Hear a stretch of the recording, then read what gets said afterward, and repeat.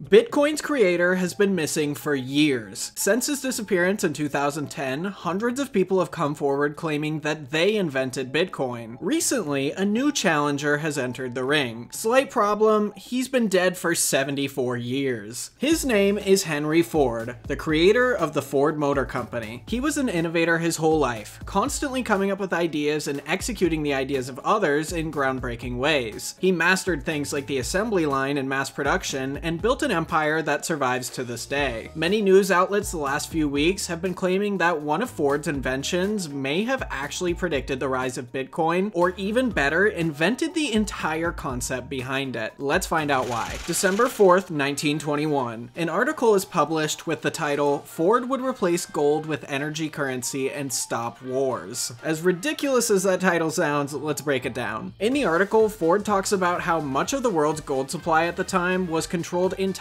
by banks. No matter what country the bank is in, they're all the same. They want to keep all the gold they have, while at the same time accumulate as much more as they can. If the countries these banks exist in go to war, they actually benefit. These countries need money for war, so the banks loan it to them and make profit off the interest. So Ford thought that whoever has the gold is in control, and by replacing the gold with something else, he could end war. Now, this was also back when the United States dollar was backed by gold, meaning at any time you could go exchange your paper currency for a little bit of gold. If the US needed more money for something, they couldn't do what they do today.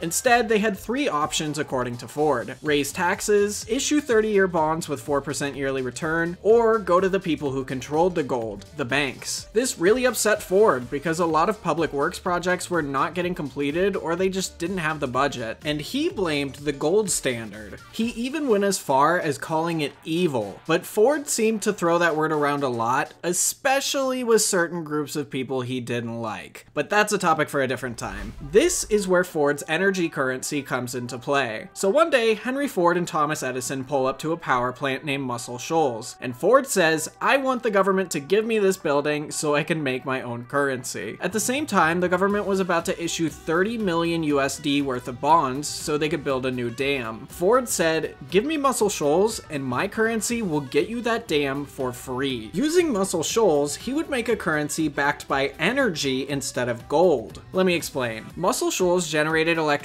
through a nearby dam. Ford suggested that they print a currency at Muscle Shoals that is equal to a certain amount of energy generated by the dam. I'll call Ford's currency Ford Coin to make things easier. So let's say one Ford Coin is equal to 1 hour's worth of electricity at the plant. Owners of Ford Coin could exchange it for the plant's electricity at any time, or just spend it like normal money. Now, they'd only allow for a certain amount of Ford Coins to exist at one time, meaning they couldn't just print a trillion Ford Coins whenever they wanted. They'd make a set amount, wait for some to be exchanged in for energy, and print more until they hit the cap again. That way the plant would never get overwhelmed if there was some sort of theoretical bank run. Ford figured that if Muscle Shoals was a success, they could offer Ford Coin all over the US by expanding to other power plants. Now, I'm still not seeing how this would end wars. Ford essentially said Ford Coin would be so successful, nobody would ever have to fight about money again. Sure, but how does this all relate to Bitcoin? Ford Coin is backed by energy, and Bitcoin is backed by, well,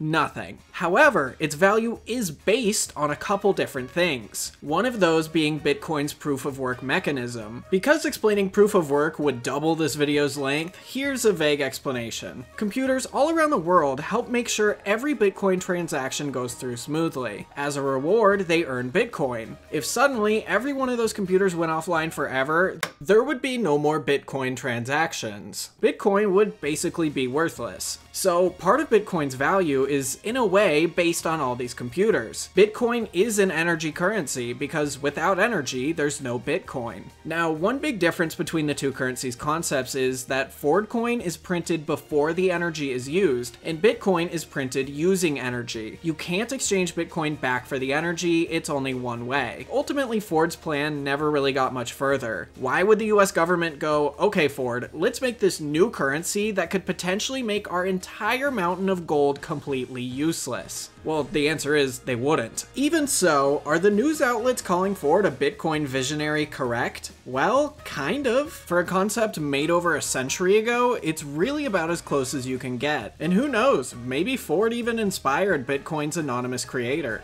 If you enjoyed today's video, maybe check out another one on screen right now, like the story about how one teenage hacker nearly destroyed video game company Valve and the crazy FBI heist that followed.